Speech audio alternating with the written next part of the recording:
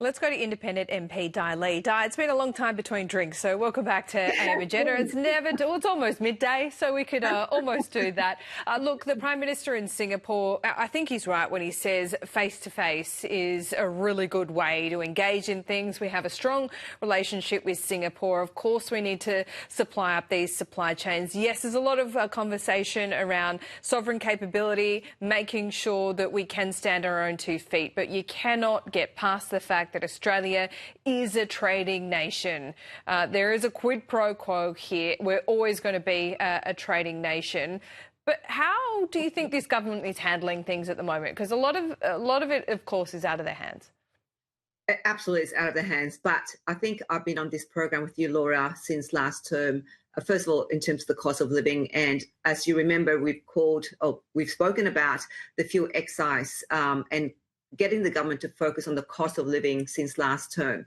And it has taken them this crisis for them to act and reduce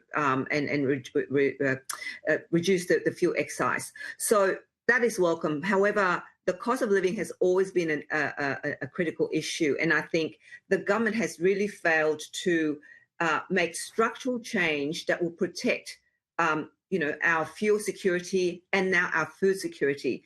And I think we must now use this opportunity to really plan for the future for Australians' food and fuel security, because we can't constantly react to a global crisis and then do this, go and try and solve the problem while and reacting to a solution. So I think this is a good opportunity for the government to really look at how we're going to, obviously, we've got 2 oil refineries. We used to have, I think, 8 oil refineries. And we're buying, it's costing us more to buy back and what we export. So we are always, and our communities, our families, our small business are the ones that are being disadvantaged by the fact that we don't have a policy that really protect our community and our Australian public.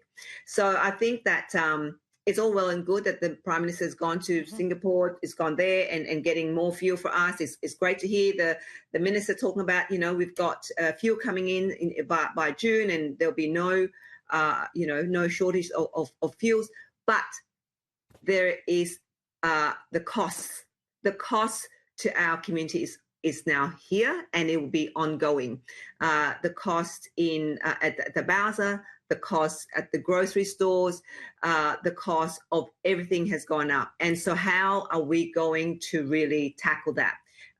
And we have been talking about the cost of increase in cost of living for the last 4 years since I've been elected. So what are we going to really do structurally to really focus on that? Because families out in Fowler and in Western and Southwestern Sydney in particular are going to struggle. God, this is an important budget. It really is for all of us. And look, it's an unenviable task for Jim Chalmers, but it needs to be ambitious. It needs to also be cautious, and it needs to address the things that you have spoken of. Let's talk about the NDIS. It is a $52 billion scheme. This was designed originally and sold as a safety net for the most vulnerable, the most profoundly disabled. As we sit here today and a $52 billion spend, it is certainly not that. Do you think means testing and other things should be on the table? And if you do agree with means testing, surely that's just the tip of the iceberg.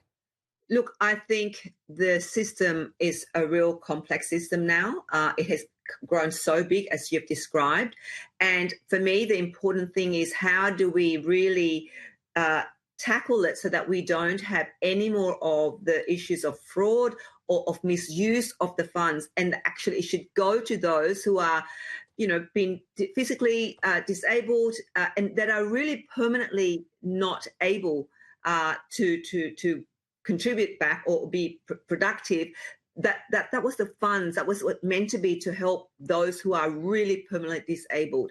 So I think we need to look at what has happened, how it has grown so big and has become one of the major spending in the government's budget, and obviously has gone bigger. I mean, when I was there last time, it was about 46 billion. It was supposed to have gone down, and now it's gone up to about 52, as you've just mentioned. And so for me, I'm very committed to ensure that we have that conversation in Parliament, and part of being part of the the NDIS parliamentary committee, I do raise those issues, and other members raise those issues, and how we make it a very has an integrity.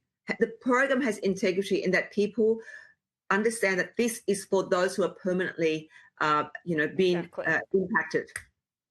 Well said, Dai Le. Good to have you back on the program. We'll see you soon. Thanks, Laura.